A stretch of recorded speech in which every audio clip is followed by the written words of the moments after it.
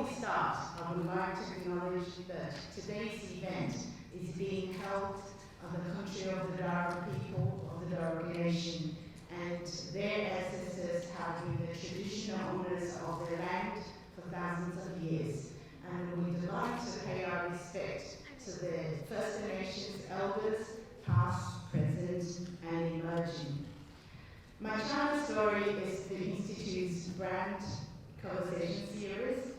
The aim is to bring a deeper and a wider understanding of multifaceted and humanized China through sharing lived experiences and knowledge of public figures of Australians from a range of professions.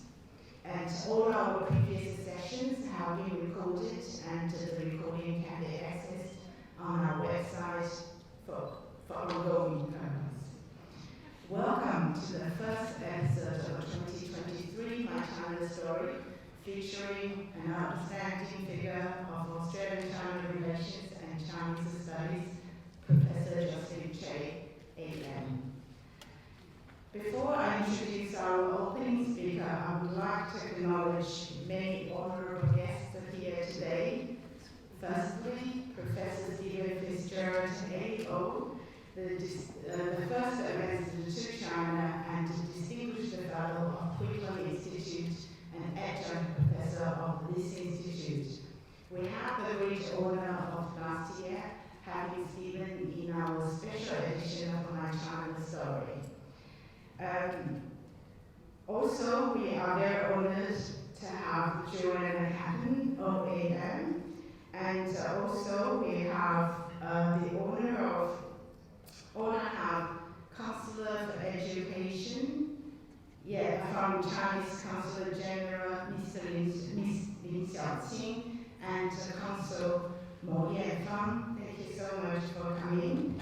And we also have Western Sydney University Pro Vice Chancellor for Global Development, Professor Yi Lan. We have our Institute Adjunct Professor, Professor Sumi Wang, and we also have Insol, the curator of Chinese art from New South Wales Art Gallery, and as well as artist Dr. Ken Lizu, who has created amazing, beautiful artworks of the Chinese zodiac, which we will give as surprises today.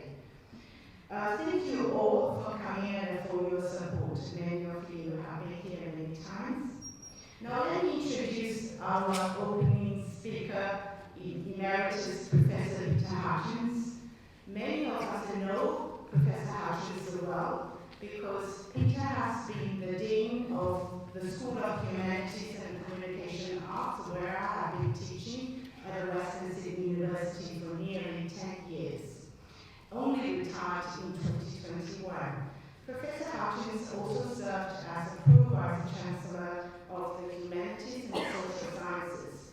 Prior to that, Professor Hutchins worked at the Australian Learning and Teaching Council as well as Sydney, University of Sydney. From 1992 to 1995, Peter lived and taught at University of Hong Kong.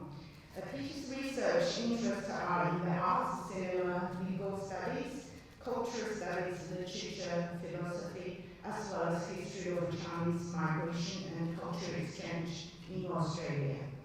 Professor Hutchins has an acute grasp and understanding of intercultural exchange and points around such an exchange.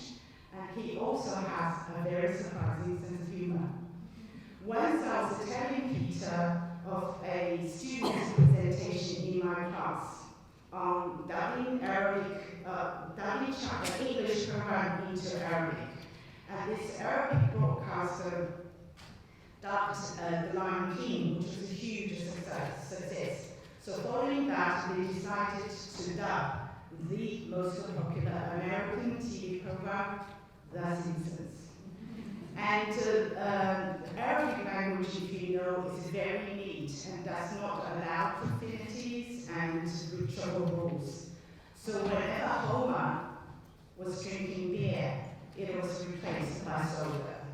And bacon became known as a sausage. And so whenever Homer said F word, it was turned into hello. So in the end, the doctor program is so down the road, no one was watching it, so they had to stop it. And I was telling this to Peter, and Peter was listening to me. He smiled and nodded without making any comments. A couple of minutes later, he turned around to me and said, hello? Professor Peter Hutchins played a critical role in the establishment of this institute and back in 2016, and was a key member in the organising committee. It was Peter who found Professor Jocelyn Chey and persuaded her from coming back to her retirement and be the founding director of this institute. To that, we are eternally grateful to Peter. So now please welcome Emeritus Professor Peter Hutchins to give the opening speech.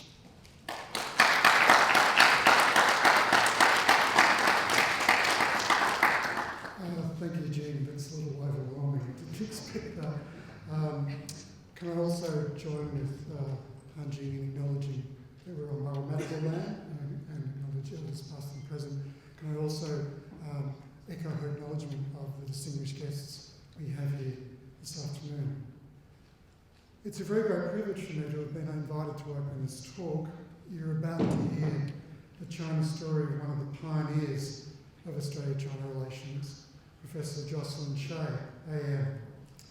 Her relation to China and to China studies, as you'll see if you don't already know Jocelyn, is long-standing, wide-ranging, profound and considered. At the risk of anticipating elements of the story we're about to hear, you should know a few things about Jocelyn. She was one of the first students of Chinese at the University of Sydney, graduating with an honours degree in Chinese. This led her to study at the University of Hong Kong, where she completed her master's degree. She worked there for a period before returning to the University of Sydney to complete her doctoral thesis. And in 1970, she was appointed to a lectureship at the University of Sydney.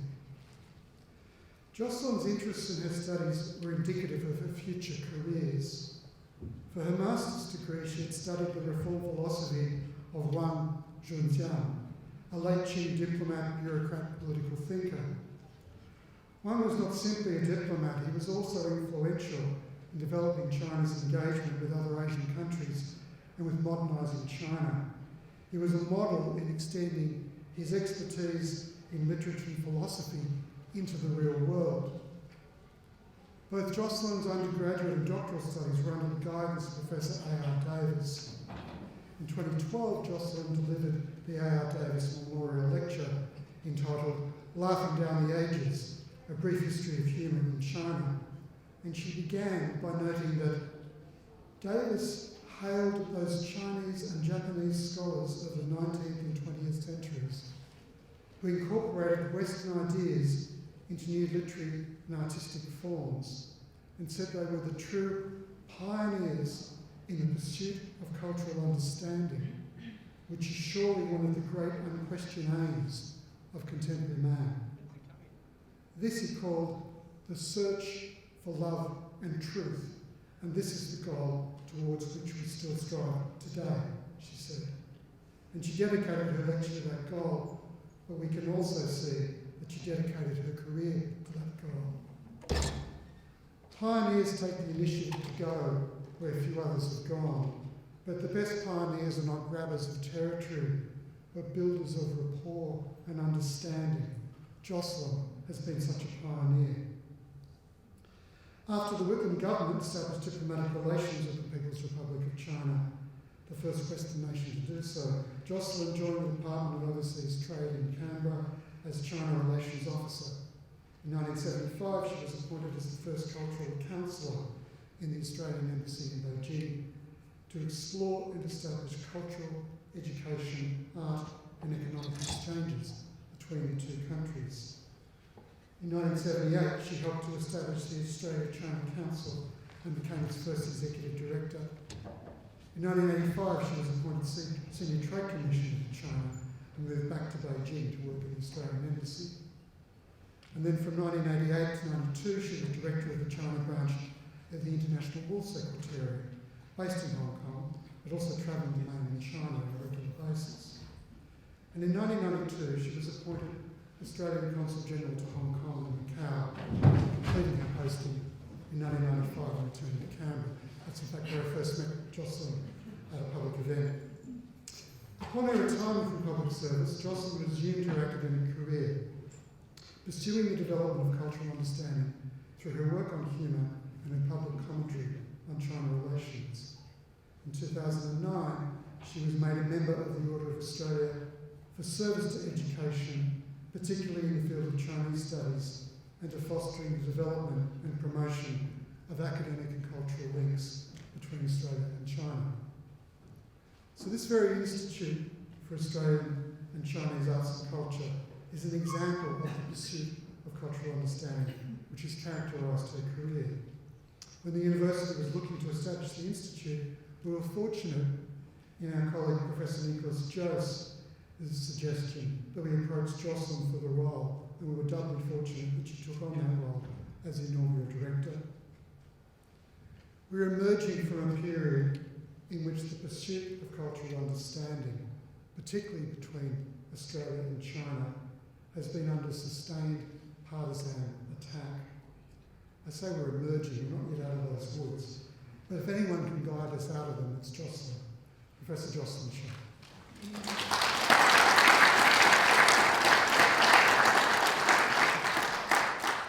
Thank you so much, Professor Hutchins, for the very comprehensive introduction of Professor Jocelyn Chey. In today's agenda, we will first invite Professor Jocelyn Chey to give the presentation, followed by my conversation with Jocelyn, and then we will have four budding musicians to play Chinese and Australian music. And one last one, we will have a video competition, and whoever wins, 6 winners, will have one of those artworks presented by the artist attendee.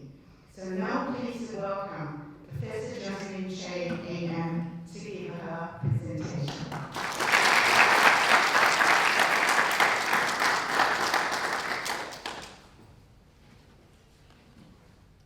Thank you very much, Jane, and thank you, Peter. What a delight it is to be back here with friends and colleagues from Western Sydney, from around Sydney, and I'm looking forward to the chance of interacting, discussing some of the anything that's on your mind. There's a lot to get through, so I'm not going to try and give any kind of a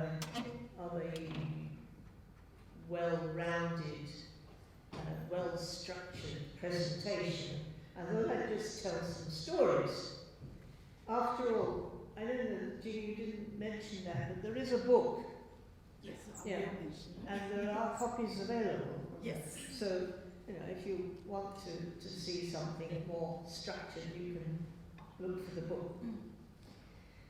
So I'll start by trying to answer the question that most people ask me, which is, how come I became interested in China and Chinese studies? And it really goes back to you can blame my parents, because and there's many things you can blame your parents for. This is just one example. My father brought the family out from England when he took up a position at what is now the University of New South Wales. And it was 6 weeks on a ship in those days, from one side of the world to the other. And it really, the journey itself was an adventure. Stopping in Aden, stopping in Bombay, stopping in Colombo before we got to Perth. So many different cultures, people speaking different languages. I realised then that this was not just a little England on the other side of the world, that we were in an exciting part of the world with endless opportunities for exploration and discovery. So while I did continue with French and German and Latin at school, when I went on to university and I saw that for the first time they were offering an Asian language, and that was Chinese, there was no question about it. I was going to enroll in that subject. So I actually did a double degree in Chinese and anthropology. And recently a friend reminded me that when we had met, we were both at school together, and a couple of years into university studies, she asked me how I was getting on with my Chinese studies. And I said to her, it's not just a course, it's a totally new world, it's a new civilization. There are all these things that we were never taught anything about at school. History, language, philosophy, art. It was like starting again, starting your educational career all over again. And that was my first thing, really, that led me into studying Chinese. On graduation, I, with my professor's encouragement, applied for a British Commonwealth scholarship and went to Hong Kong, which was part of the British Commonwealth. I remember my professor saying, everybody's going to be applying to go to London or Oxford or Cambridge. There'll be a lot of competition. So probably not too many people apply for Hong Kong, so I think you've got a good chance. So I was fortunate, and actually my fellow student at that time, Mr. Lewis, who went on to be a lecturer at Macquarie University, also secured a scholarship, and we arrived in Hong Kong in December 1960. Well, I don't know what I was expecting, but it was a bit of a shock. Hong Kong at that time was a very colonial port city, trade city. Our representative office at that time was Trade Office, the Trade Commission. It was in fact something like Consul General, that was his name. They decided to make a big thing of the first year of this scholarship, and Australia, Sydney University has secured both the places funded by Hong Kong government. So I was invited to an afternoon tea at the home of the wife of the Trade Commissioner, who lived on the peak. That was where the colonial Europeans lived, rather than the tradespeople and the business people lived lower down. I remember that, to this day I remember that tea party, because I was the only person there not wearing a hat and gloves. I didn't know how to hold the teacup, but I sat quietly in the corner until somebody kindly came over and spoke to me and asked me what I was, and I explained I was a student who just arrived and I was studying at the University of Hong Kong. Oh my gosh, she said, what are you studying? Oh, I'm studying Chinese history. Oh my dear, she said, how interesting. I can suppose you must meet some Chinese people then. Because they never did, honestly. They never did. They were just lived in a bubble up on the peak. But I was determined that going to Asia, going to Hong Kong, was not just about studying. It was also to establish personal connections, to make friends, to understand the way of life. And so I made a deliberate move to improve my spoken Chinese. That's where I met Stephen Fitzgerald, our first semester, was a language student in Hong Kong at the time. We made a big effort to speak Chinese.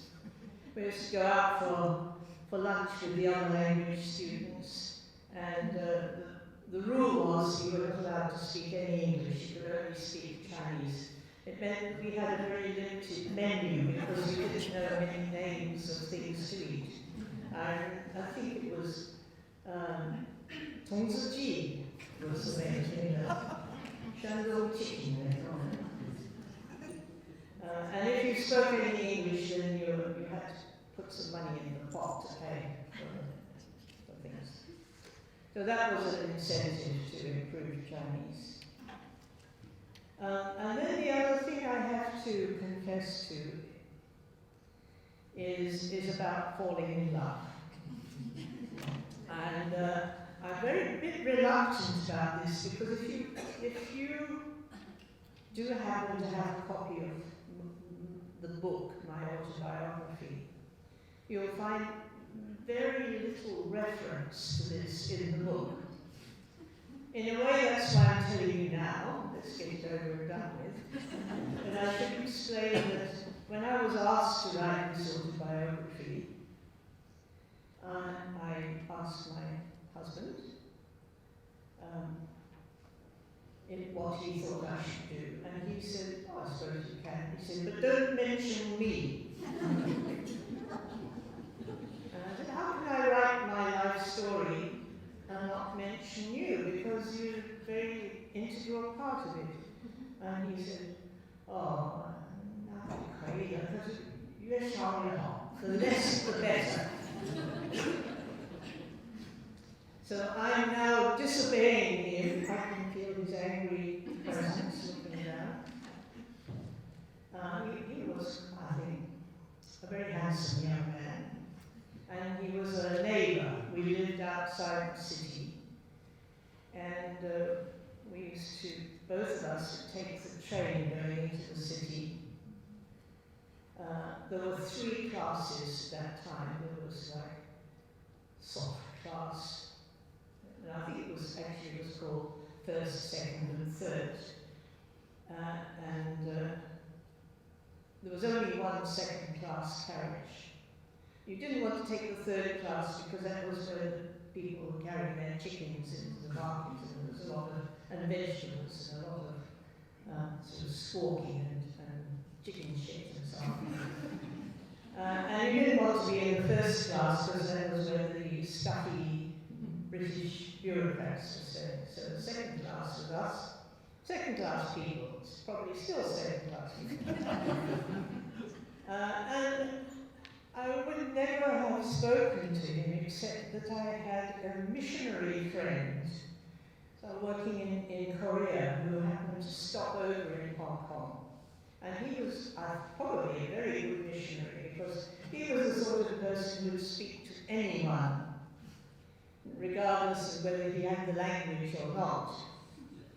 So, travelling into the city with me, he smiled at this young man sitting there and said, "Good morning, how are you? How are you, man?" Well, this young man had never been spoken to probably by a Guayao, a foreigner before, so he didn't say anything. And my friend David said, "I don't know that he understands English. Do you mind interpreting for me?" So that broke the ice. And once, of course, we had spoken to each other, then the next time you meet travelling on the train, you take up the conversation where it was before, and one thing leads to another, and so on. So that explains my name, which is another question I often get asked. Was this Chey? Because, like, look, the actual Chinese surname is the same as Professor Chey, who's here. Where Professor Chey? Same Chey. From North China, not a Cantonese surname. but his mother had arrived in Hong Kong as a refugee, and for some reason or other, only known to themselves, the Hong Kong Education Department decided to spell his surname C-H-E-Y and not Q-I. So there we are, stuck with it. We are the Cheys, actually, if you want to be correct, not the Cheys.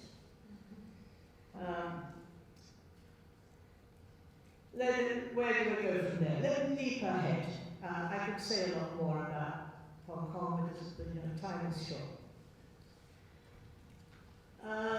Both of us and Stephen and Jonathan, our two sons, moved to Beijing in 1975 when Ambassador Fitzgerald realized that needed somebody to look after science and education and culture and information.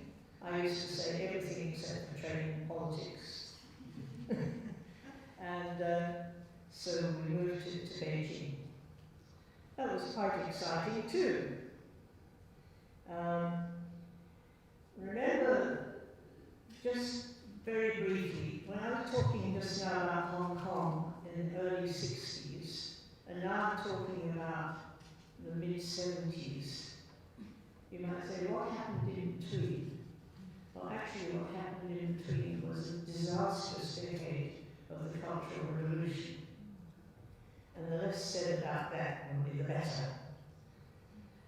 It did offer me an opportunity to write my PhD thesis and raise two small children, which was quite enough to occupy me in the time. But I think that until we actually had a representative office in China, a lot of people's information about what China was like was based on Cultural Revolution period type propaganda. Mao Zedong, a great leader of the Chinese people, with a wonderful slogan, "Serve the people." And his goal was to make China a model socialist state. But when we moved to China and actually had the experience of living there, you really had to throw that sort of belief in what the dream goals of the state were out of the window. We knew something about it before, but we hadn't actually had the first-hand experience. For instance, there was 3 classes of foreigners, of people in China. There were the foreigners, there were the overseas Chinese, and there were local people.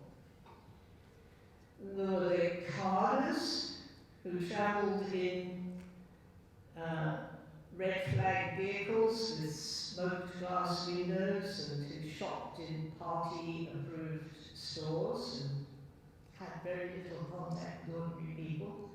There were the foreigners who were supposed to shop at the friendship store and only eat in those restaurants which were approved for foreigners to go to. There were other hotels which just catered for overseas Chinese. And then there were the masses people. So, this idea about serve the people, this slogan was blown out of the water by the experience of living there. You realise it was not about equality and socialism. It was just a different type of class structure. Maybe those who had been on the bottom were now on the top. I must say, for instance, my dad, who had been probably from very early on influenced through his rather socialist tendencies to think that there was a great social experiment going on in China, and perhaps it represented a different path for social evolution. was very disappointed with the letters that we sent back to him describing what life in China was really like and all the restrictions and regulations. On a practical level, living there was lots of annoying things. And one of the lessons I learned very quickly was that you couldn't lose your temper about everything. That losing your temper occasionally could achieve something, but you had to be very selective about it. But when you really felt there was an issue that needed attention, demanded attention, if you put your foot down, then occasionally you could afford a breakthrough. I'll just give you one example. It's a very small thing. So, on arrival in China, the Ministry of Foreign Affairs published a handbook, a list of all the staff in all the embassies. And they had their way of doing it, which was you had Mr. John Smith, Councillor, Mrs. Smith, and then the next person down like that. So when they came to listing me, the first problem was they didn't know how to render my name, because they didn't happen to ask me, if I had a Chinese surname already. They took C-H-E-Y and rendered it as the closest they could get to in Chinese, which was Chey. And Jocelyn became Jocelyn, so there was Jocelyn Chey. So that was one thing I took an issue about. The second one was they say, we have to put your husband's name first, because it's always Mr. so-and-so and then Mrs. And we can't call him Mrs., so what are we going to do? So there, again, I put my foot down and said, you'll put Dr. Jocelyn Chey, and my Chinese name, which is Maybelline, which my Chinese teacher gave me originally, and then you'll put my husband's name, Mr. Chey, and you'll put his Chinese name, Qi Mengling. Well, it did hold up the printing of the handbook for a few months, but I won. And it's a lovely feeling when you actually win against the bureaucracy. It really is one of the best feelings in the world.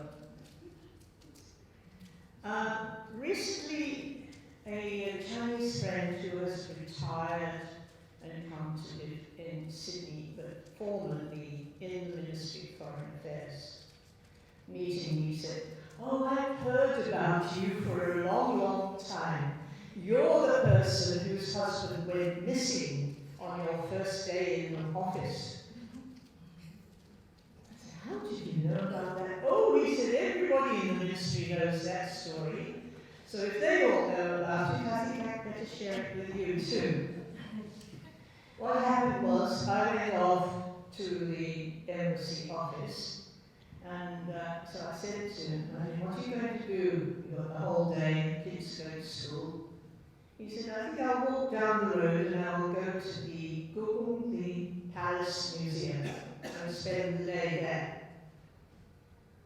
So it was fine, it wasn't very far. At that time we were staying in the Peking Hotel, which was like walking distance from the Imperial Palace. And I said, "Meet you for dinner." Now you had to be there at dinner time those days. If you missed 6 o'clock, you didn't get any dinner. So I was back there, the boys were there, Dad didn't turn up. Thought he'd be late, but it wasn't just late. By 8 o'clock, he still hadn't arrived. Then I started to panic. What could I do? Eventually, I think you, Steve, or someone from the embassy called and explained, and he turned up. And this was the story. he decided to go and look at a painting exhibition in one of the side halls of the Palace Museum. A few other people there, but it wasn't really crowded. And as he was looking at these paintings, one of the staff came in and said in Chinese, there are some VIP guests coming, everybody out. Using, well, in Chinese he said, good, scram.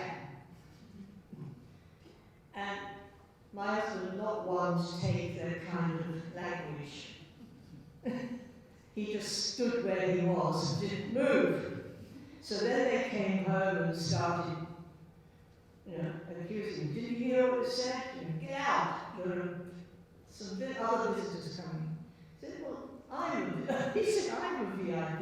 Why are you waiting? And they said, who do you think you are? Because there he is speaking, good local dialects. It doesn't sound even like an American Chinese or an Australian Chinese. He said, well, my wife works in the Australian embassy. And they said, I'll tell her, pull the other ones. And they took him into another room and held him there for questioning. So he was there for a long time, and I presume at some point somebody decided that they would make inquiries, and they called the Ministry of Foreign Affairs. Because of me making a fuss about getting name listing, and because we hadn't yet been issued with any kind of ID, it took a very long time for this to be sorted out. But eventually it was sorted out and he was released. So that's just another example of, the sort of treatment that you got in China. It wasn't all roses. All right, well, I've probably used that all the time, but I've only just started on the beginning. So maybe one or two more stories.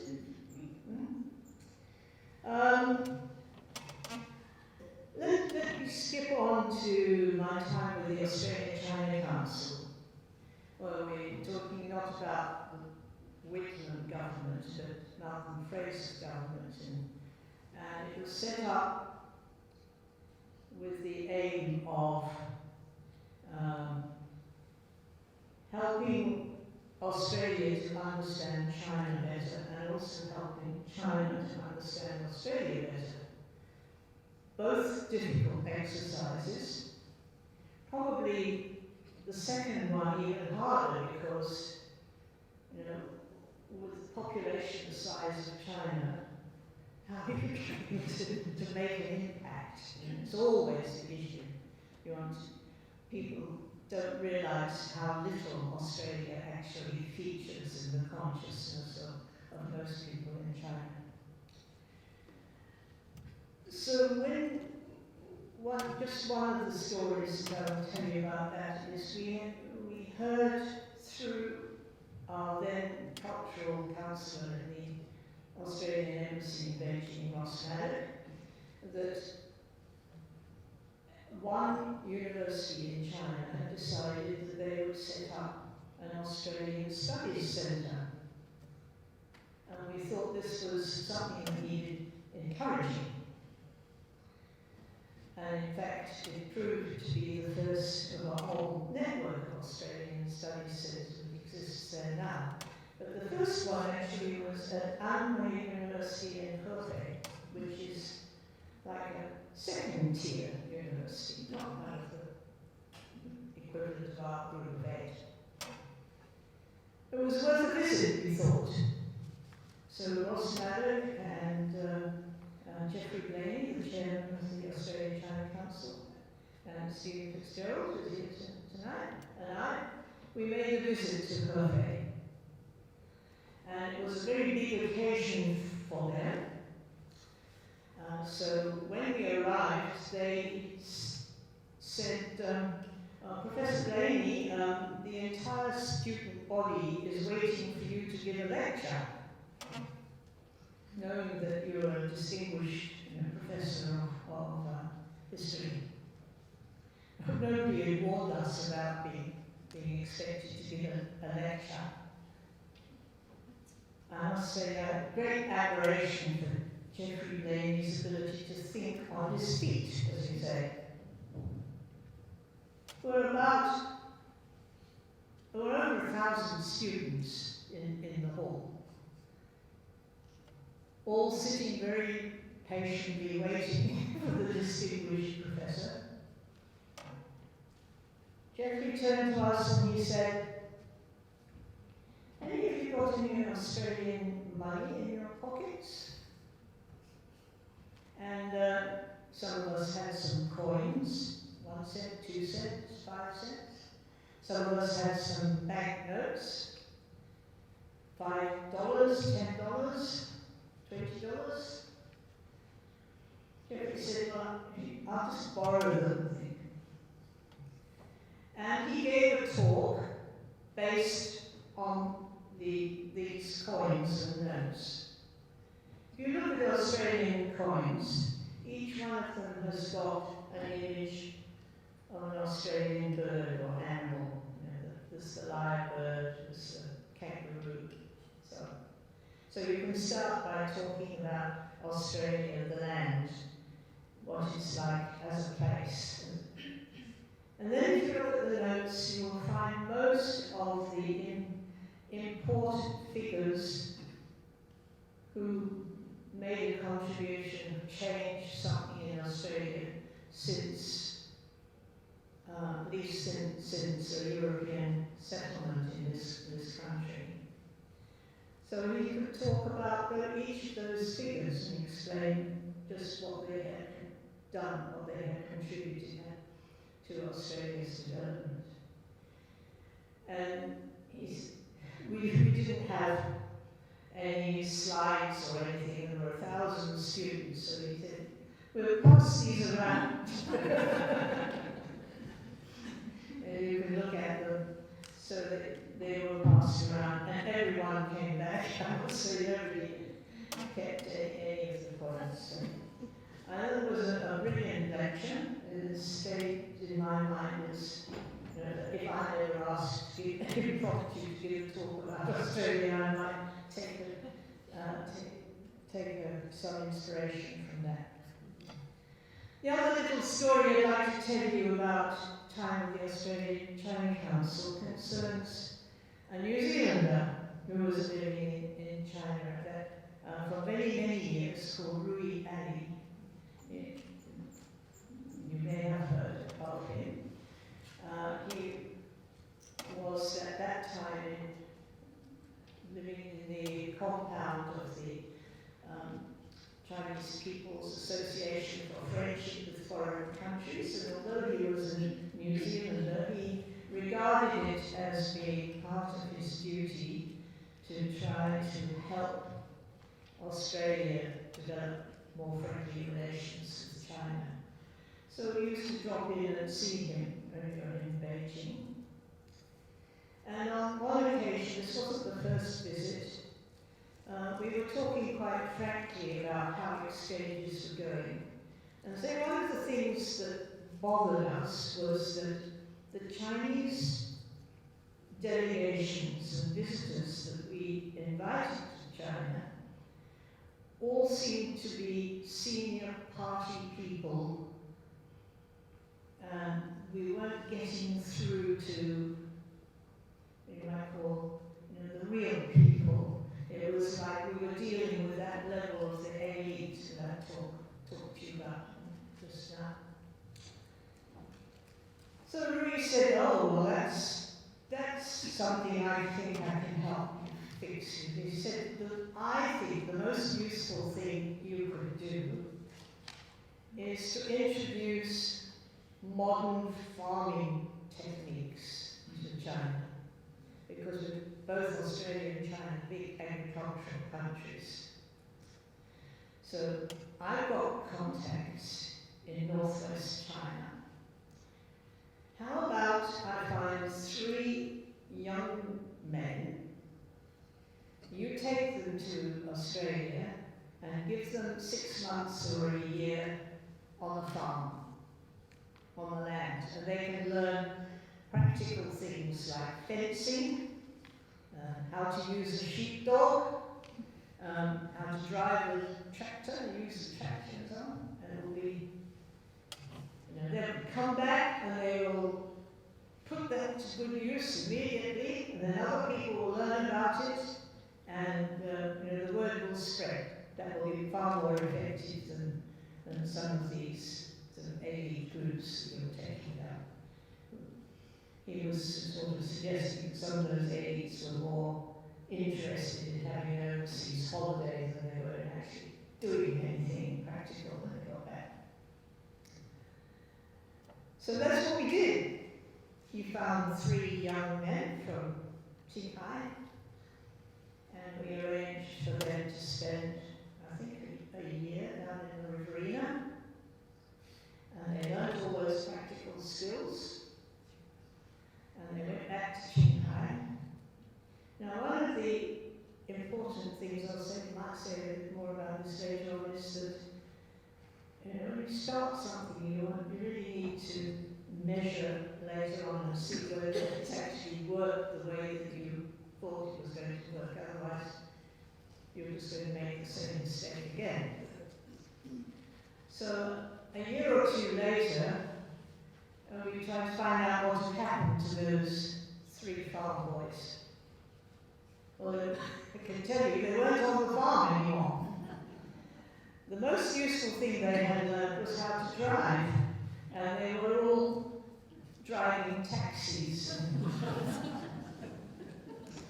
So much practical advice from the thank you, group.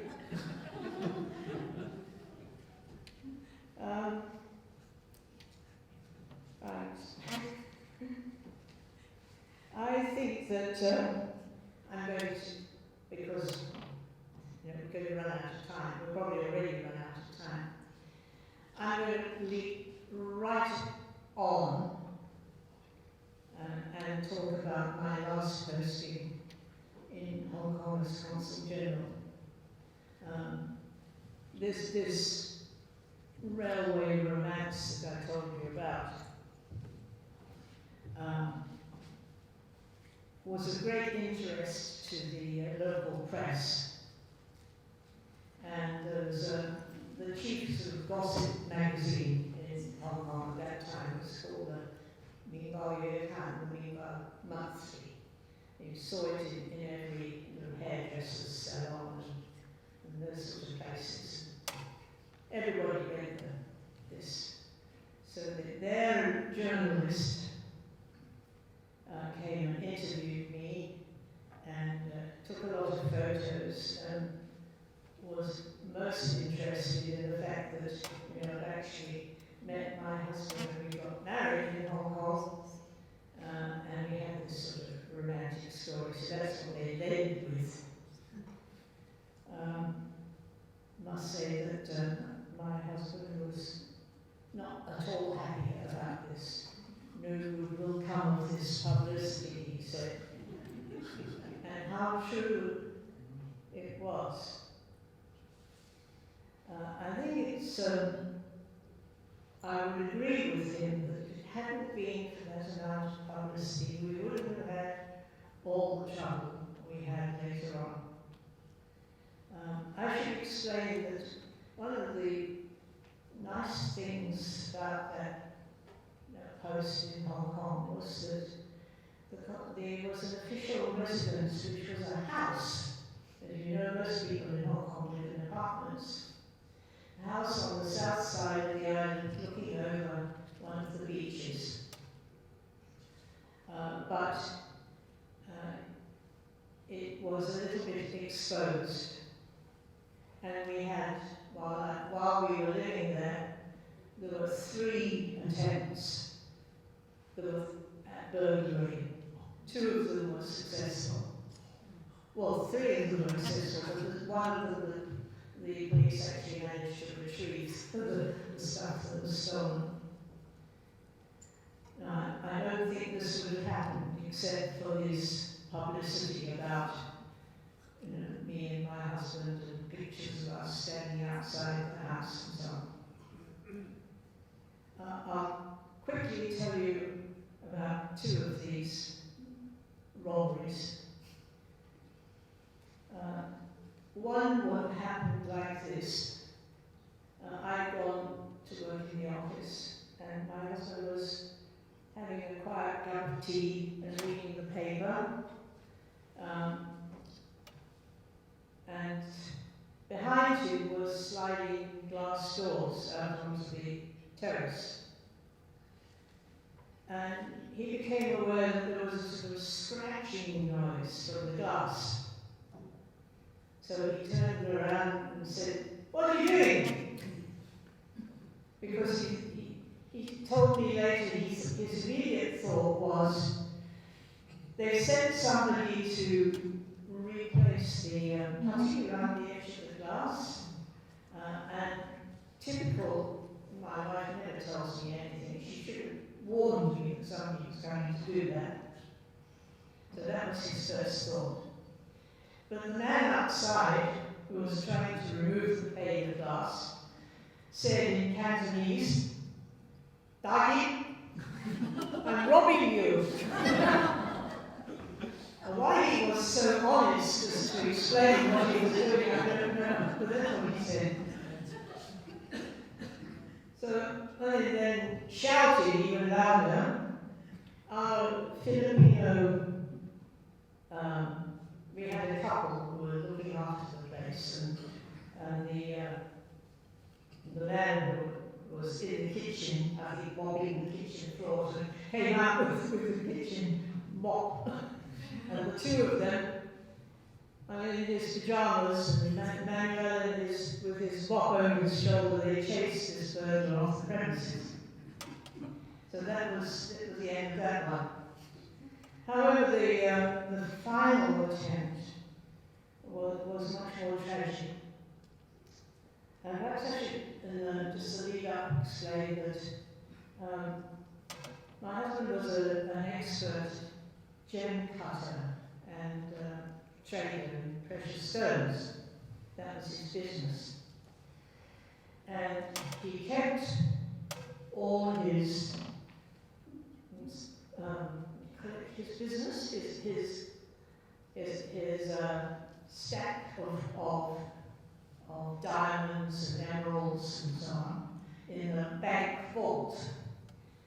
But on this occasion, because he was going to be showing some of them to someone early in the morning, he had brought them home and had been reviewing them late in the evening before he went to bed. And he left them in the strong box that he brought home, but left them on the table downstairs. And in the morning, he discovered that somebody had broken in overnight and just emptied the box. So this was reported to the police, and again you have, publicity is always a good thing. So you have not the first edition of the papers, but the later edition, led with, Consul General's residence has been robbed, $1 million of jewels have been stolen. It was all, a big story in the local press. I was in the office, and we had a phone call when I was in the middle of the staff meeting. Said there's a man here who says he wants to speak to you about helping you to recover some of these stolen items. So I got advice from the police. They said, don't speak to him. Tell him to read back at a certain, in an hour or so. And in the meantime, they set up tapping the embassy phone so that they could find out who this person was. And so I got my husband to come into the office, and he took the phone call and took the advice from the police police, they said, make an arrangement to meet him. So he said, I can help you get back all these. Of course, he wanted to be paid for it. So when I said to the police, I made an arrangement to meet him. They advised on the venue. He said, you give me some of your counterfeit money, because he knew that the police had a stash of counterfeit money that they confiscated from other people. So they met in this, like a shopping plaza. The police were up there and the meeting was down on the ground floor. The police could see what was going on. They saw the meeting. One item was returned. This man said, meet me the same place again tomorrow and I'll bring the rest. The police then followed this man when he left the shopping centre. He got on a local train. Now after that, only the police version to tell you this, but this is what they told us. They followed him out into what they call the New Territories. He walked up a hillside. He went into a grove of trees. He came out again. He came down the hill. He went into a camera shop. And when he came out, the police apprehended him, and his hands were empty. The police said his hands were empty.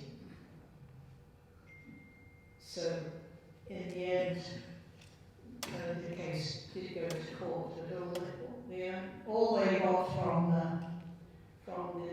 this man was that he had been receiving stolen goods. They couldn't prove that he actually was the one who stole them. So publicity is not always profitable. I think if there's one lesson I would just to wind up and say that is, remember that I thought to myself, and the two of us talked to each other and said, neither of us has been harmed. We undertook this job because we thought we could do something useful for our country. Our integrity, our values are more important than our possessions. And I'll stop there. Thank you.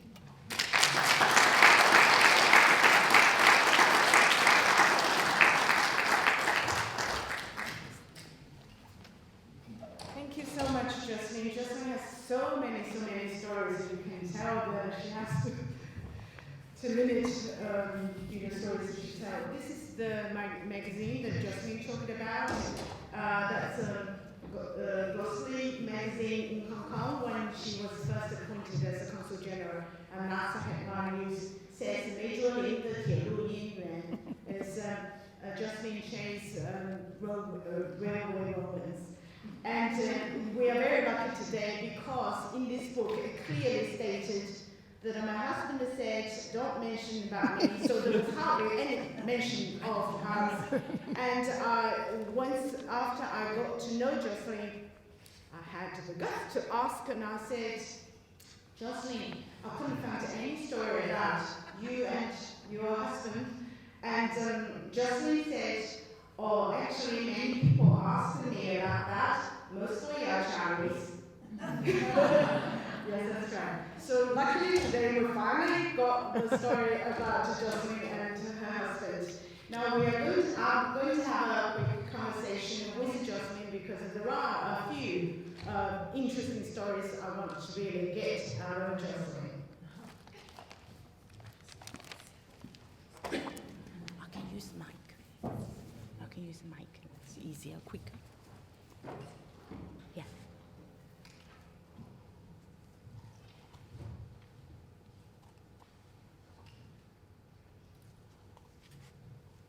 Is that working? Yeah. Thank you. Okay, Jocelyn, you covered how you actually wanted. Yeah. This one? Yeah, this one. how you actually got to study Chinese, especially in 1956, 56, when you first started Chinese. You really bucked the trend because there was hardly anyone just to study Chinese, or there were not much offered in that course as well. So my question is, what is the most difficult or most challenging thing that you encountered in your early years of studying Chinese, doing Chinese studies? Like in terms of resources, in terms of people's views or biases, and in terms of a lack of connections or context with the Chinese people? Probably the first thing to say is that the particular attitudes towards what was appropriate for a woman to do. I'll say my school offered career counselling, and even though it was a selective school, the career counsellor suggested 3 options. You could be a secretary or a nurse or a teacher, and I didn't want to be any of those. So I know that I have an obstinate streak. That's the first thing. But when I told people that I was going to study Chinese, remember this is in the 50s, the almost inevitable response was, "You'll never find a job." But that didn't bother me either, because as I've explained, I just found the whole subject was so interesting. So that would be the main obstacle, I think, but you just, once you've made up your mind, it's a good thing to be determined to carry on. In relation to jobs, it's actually after you got your master degree, not just your bachelor degree. You got your master degree from Hong Kong and you came back and you were looking for jobs. You applied for 40 jobs and got interviewed actually for a buyer's job with Woolies. Yes. And it wasn't successful. They didn't want to take you on. Nope. So in the end, you didn't get any job. So you went back to Hong Kong and worked there. And then you met Hans and married him and came back. But when you came back, and that was still in the early days when the white Australian policy still on, still very Eurocentric, and Asians were not particularly welcome. But you decided to go even further to do a PhD in Chinese studies. So what supports your determination of becoming a China specialist, given no prospect of a career? Well, that's the main thing is that my undergraduate studies and my master degree were concerned with history and like more academic. And then actually the job I had in Hong Kong was very contemporary. It was looking at trying to find out, what was going on in China, even though it was very much a closed society at that time. So what I wanted to do was to find out a way of putting the contemporary and the historical together, to bridge the two. That was why I chose to do a PhD thesis, which was in fact centered around that issue. What were the threads in Chinese thinking which molded China as it was in contemporary society? Back then would be quite idealistic. I mean, people looking back now to see you being so successful, but when you made that choice, you didn't know that you would get to this, So it was quite inspiring, the decision you made to sojourn. It kind of reminds me when I was doing my PhD in Australia, in English literature at Sydney University, many people asked me, because I was the only Chinese student doing English literature, why? And I always said, 吃饱了撑的. I had too much to eat. Yeah. So it's kind of like that, determination in a way. And my next question is, back to when you were posted as the first cultural counselor, thanks to Professor Stephen Joe's, vision. That was in 1975, and as you mentioned in your presentation, the cultural revolution didn't end yet, and then the political atmosphere was still quite tense. But despite all the restrictions and challenging circumstances, under your direction, a number of cultural exchange breakthroughs were achieved. One of them was actually Lindsay, can you show? One of them was actually the Australian landscape exhibition curated by Daniel Thomas and toured in Beijing and Nanjing in 1975 and 1996. There were actually a few rules when you were organizing that exhibition. No distinguishable nude figures. Yes. And no abstract arts, and artists need to have a solid sound class background, and paintings need to have a positive message. But nonetheless, the exhibition was a big hit because one of the very famous Australian Chinese artists, Guan Wei, actually said, on a very separate occasion, said his first visual experience of Australia was through this Sydney Nolan's painting, Dry Jungle, 1949, which he saw at this exhibition in 1975 in Beijing. So my question is, you can see the impact was far-reaching. And my question is, how did you work around or with those restrictions and the challenges? And what insights did you gain from that experience? Well, I think I've already mentioned that you can't expect to win all the time. Probably the negotiation of this exhibition was my first real experience of negotiation, right? And the key to a successful negotiation is to try to understand the other side's point of view as well as your own, and then to find a way that you can live with that, some compromise. You can't expect to win everything. Otherwise, it's not a negotiation. So there were some paintings which never made it into that exhibition. For instance, sometimes I couldn't understand the real reason for it. I remember there was one landscape which, instead of having a proper frame, had a tree branch, like a eucalypt tree branch, had been incorporated into the frame. So it became like part of the painting. And it was rejected because it was too naturalistic or something. I still don't know why. Can't really understand the thinking behind it.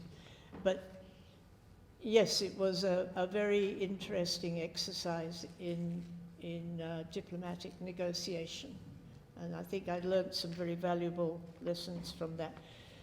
The other comment I would have about that exhibition is go back to what I said about the Qinghai farm boys to I think a real mark, a test of a successful event in cultural diplomacy is if it has an ongoing long-term effect.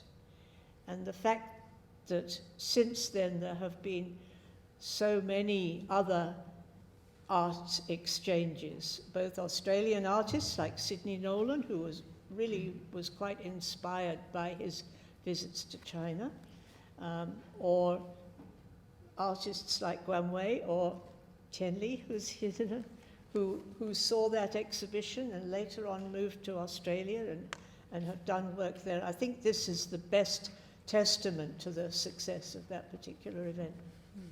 So much about diplomacy. So diplomacy requires a lot of very tough, skilled negotiation. That's so true.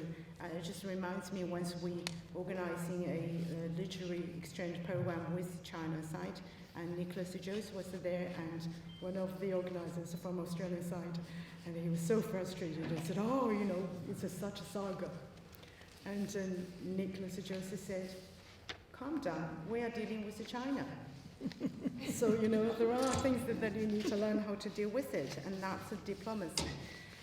My follow-on question is, you know, in summing up your term in Beijing as the cultural counselor, you said in this book, and life in Beijing accorded with Malcolm Fraser's dictum. It was not easy, but if you did not let the difficulties and official obstructions become too exasperating, it was also fun. Can you share one of such experiences? Well, I think you do develop a great deal of fun if you have got a good team. And I think we had a wonderful team at that time under our first ambassador, and in fact continuing under his successor and so on. Mostly younger people, and we were quite restricted in what we could do in the community because of all these rules and regulations about interacting with local people. So we made a lot of our own fun. We had some very memorable parties. Yes, so that would be my short answer to that question. My next question, you touched on cultural diplomacy, or particularly cultural diplomacy, because you've had such a distinguished career as a diplomat, you know, first as the cultural counselor, and then became the first executive director of Australian Council. By the way, I actually came to Australia in 1988 with the scholarship from Australian Council. See here, 35 years later, here I am. Again, that's part of the outcome, perhaps. And also you went on to become the director of the Senior Trading Commissioner, and also then director of the China branch of International War Secretariat, and also Consul General in Hong Kong. So if you're thinking about cultural diplomacy, can you tell us kind of a more concrete key elements of cultural diplomacy? You also taught. Yeah. Well, cultural diplomacy really means using cultural activities like art or music, language studies, translation, sports, food, very important, and many other kinds of cultural exchanges to build a bridge, to build understanding, and to build relationships between different cultures or different societies. Yeah, that's it. Diplomacy, diplomat, and do you think that AI will ever one day replace it? I thought you might ask me this. So, actually, you know, everybody's talking about ChatGPT. Yes. So I decided to do a little experiment and ask ChatGPT if it could give me some advice about how we could sort of mend bridges with China through cultural diplomacy. And it actually came up with some, I think, quite good advice. Wow. So I would say that we shouldn't be frightened of AI, but we just have to accept that it is, you know, a tool. It's not going to replace people, but it can be quite useful. If you're interested, I could tell you some of the things that... Please tell us one or two. All right, well, here we go. This is Mr. ChatGPT. It says... Mr., not Miss. Some of the cultural promotions that might be successful in China include Aboriginal art, I won't read you the whole thing because it explains a bit more. Music festivals, and then it gives examples, like Splendor in the Glass, Blues Fest, Laneway Festival, could be promoted in China. Film festivals. The Australian Film Festival held annually could be a platform for promoting Australian films. Food and wine. Promoting Australian cuisine and wines in China could be an effective way to showcase Australian culture, including influences from indigenous, European and Asian cuisines through food festivals or partnerships with local restaurants. Education and language exchange could be an effective way to foster cross-cultural understanding and promote Australian culture, including exchange programs for students and teachers, language courses, and cultural exchange initiatives. There you are. I should get advice how to do my job from ChatGPT. It sounds very, very useful. One of my PhD students actually specializing, doing the research in this AI, machine learning, and she's fascinated by that. So I'm glad that I asked this question, and you did experiment. The last but not least, given the time that we have, as I said, we have so many stories that we can get from Jocelyn, is humor. Chinese humor, or humor that is Jocelyn called humor with Chinese characteristics. And Jocelyn has edited these 2 books, so about Chinese, specifically Chinese humor. It's a Chinese humor, or humor with the Chinese characteristics, and there are quite a few numbers. For example, homophone, and making shoes is homophone of Writers Association. 做鞋, 做鞋. Where's the connection? But that's part of the Chinese humor. And the other one is 歇后语. 歇后语 is saying something and it means something else. For example, there is in the revolutionary time, there was a Chinese film called 姐姐妹妹站起来, like big sisters and small sisters stand up to whatever it is. And then so the 歇后语 is like saying something first. A man got into the female toilet by mistake. 歇后语 means 姐姐妹妹站起来. So 6 big sisters and small sisters stood up. Someone else came up. What? So that kind of a Chinese type of humor. And also there is a 顺口溜. 顺口溜 is like cheesy pickup lines, so government has policies and the grassroots people have a counter policies. So can you tell us your favorite joke with Chinese characteristics? Oh, yes. And also, do you think it can be shared with a non-Chinese speaking audience? Jokes are tricky to translate. I'll just give you one story which illustrates this point. My very first visit to China was with an education delegation led by the late Professor Bill Connell of the University of Sydney. We had 3 weeks in China. It was before we established diplomatic relations, so it really was Cultural Revolution time. And at the farewell banquet, Professor Connell came to me and said, I've decided to tell a joke. And I said, please, Professor Connell, don't. And he said, no, it's all right. I've discussed it with the interpreter, and he says he understands it and he can translate it. So this is actually an Australian joke told in China, so not quite answering your question, but it is illustrating the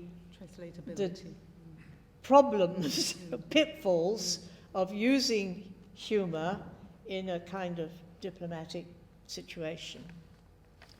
So this is Professor Connell's joke.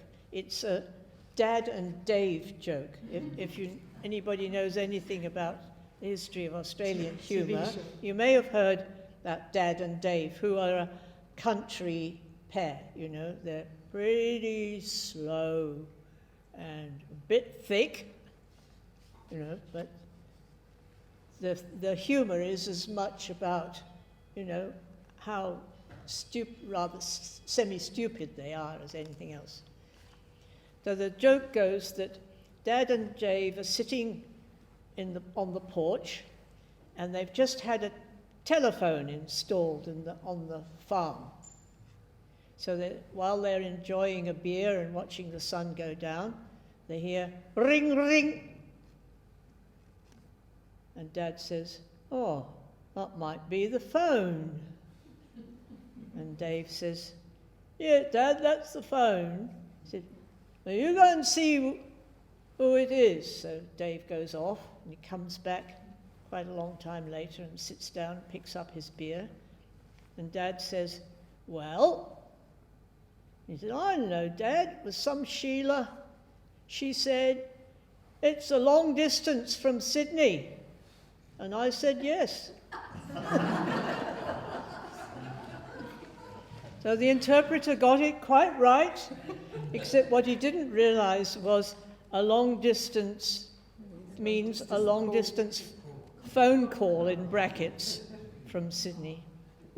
That's really interesting because it's so culture specific. Yeah. But I wonder, even today, young people in Australia would understand that because they don't even know there is such a thing as a long distance call. What is long distance? You can pick up your mobile phone anytime, no matter where you are. So that kind Anyway, of goes the with end time. of that is that, you know, the interpreter translated this all word for word, perfect, and the people sitting there, they just sort of... So then the interpreter said, "This is a famous Australian joke, please laugh." And they all laughed. I do remember that Jocelyn told me this joke, and I use it in my class, teaching Chinese, teaching students of a translation. Again, with the English or Chinese, joke can be understood in many ways. And then the joke is the Australian government of delegation went to China, and then they went to Shanghai for the first time and did the sightseeing, and then they came back, and then Chinese minister welcomed them back and said, "How do you find Shanghai?" And then the Australian minister said, "Seeing Shanghai whetted my appetite." So they came back at lunchtime-ish, so the Chinese minister thought that they must be very tired and hungry. That's the indication of hungry. So 5 minutes later, they brought steamed dumplings. Whetted my appetite. Well, is that your original story, or is it one that I told you? You told me. Because this actually happened to the late Mr. Doug Anthony when he visited China, and he was received in the Great Hall of the People. And they said, and he said exactly that sort of thing. So they brought him snacks because he said, "Just whet my appetite." Yes, and Jocelyn has an advantage of getting no jokes or being told jokes or experienced jokes because firstly, Jocelyn has the name, Jocelyn Chey. So many people assume, without saying Jocelyn, they expect to see a Chinese person because that's a Jocelyn Chey. And when they see her, and then they expect her to speak not Chinese. So whenever they see Jocelyn in person, oh, that's a shock. And then Jocelyn opened her mouth to speak perfect Mandarin, oh, they still had a shock. So Jocelyn had a great advantage of experience all the funny things. And one is in China, especially in those days when you buy stuff, they charge foreigners high because they assume you have more money, and the Chinese charge local less. So once Jocelyn said she was telling this person was bending down, looking after his stuff, he's selling peaches. So Jocelyn just said in Mandarin, perfect Mandarin, 多少钱一斤? How much is a kilo? And then the person didn't look up, just said 5 yuan, whatever, it's quite cheap. And then when looked up, it was a foreign lady. So he regretted so much that he should have charged high. So thank you so much, Jocelyn. And you can see that Jocelyn has so many great stories. So thank you so much, Jocelyn.